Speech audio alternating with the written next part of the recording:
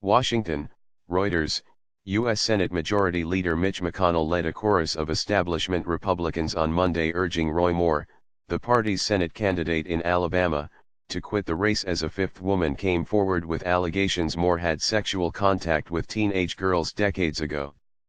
Beverly Young Nelson said Moore sexually assaulted her when she was 16 and he was a prosecuting attorney in his 30s.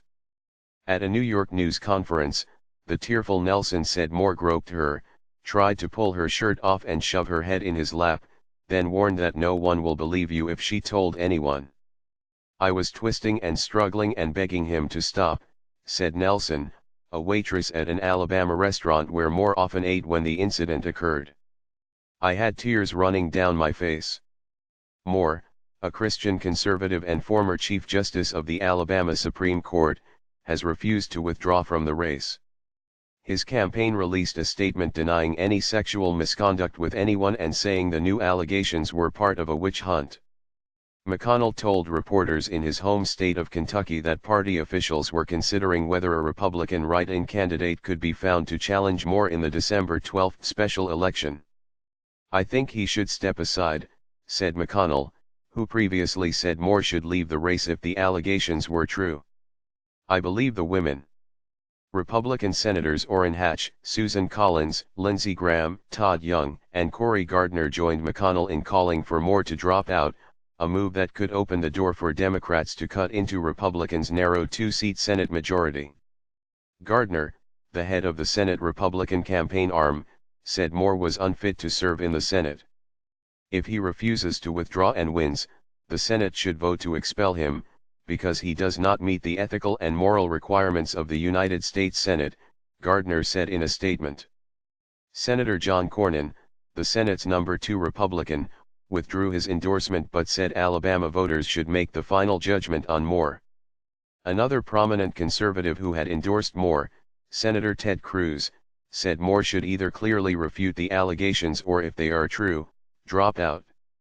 I am not able to urge the people of Alabama to support his candidacy so long as these allegations remain unrefuted, Cruz told reporters in the Capitol. Moore, 70, had been a heavy favorite to win the election against Democrat Doug Jones. He has denied the allegations first raised in a Washington Post story about his relationships with 4 women when they were teenagers, including a charge he initiated sexual contact with a 14-year-old girl when he was in his 30s. He said on Twitter that McConnell was the person who should step down. File photo: Judge Roy Moore participates in the Mid-Alabama Republican Club's Veterans Day program in Vestavia Hills, Alabama, U.S. November 11, 2017. Reuters/Marvin Gentry/file photo.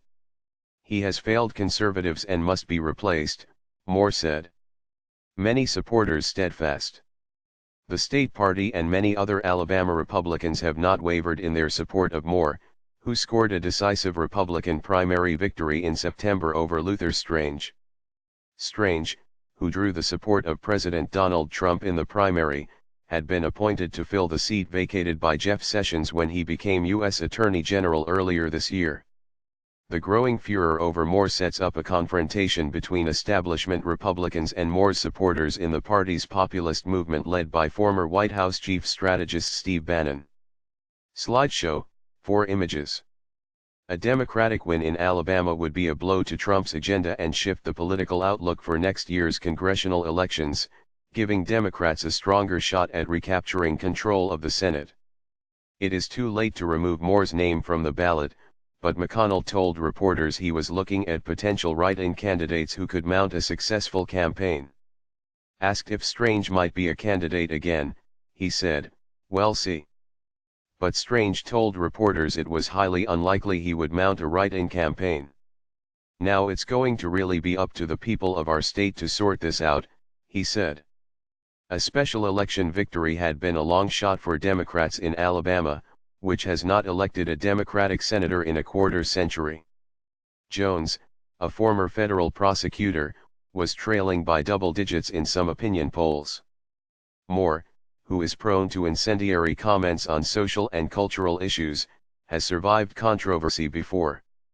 He was twice forced out of his position as Chief Justice, once for refusing to remove a Ten Commandments monument from the courthouse and once for defying the U.S. Supreme Court decision legalizing same-sex marriage.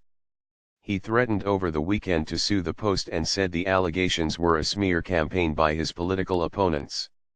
Reuters has been unable to independently confirm any of the allegations. While making the new allegations, Nelson showed reporters Moore's signature in her high school yearbook. She said he had offered to give her a ride home one night, then pulled the car behind the restaurant and assaulted her. "I was terrified," she said. "I thought he was going to rape me." Nelson said she told her sister about the attack 2 years afterward, and eventually told her mother and husband. She said she backed Trump for president and was not coming forward because of politics but because she was inspired by the women who talked to the Post. Additional reporting by Susan Cornwell and David Alexander in Washington and Peter Seekley in New York, editing by Bill Trott and Peter Cooney.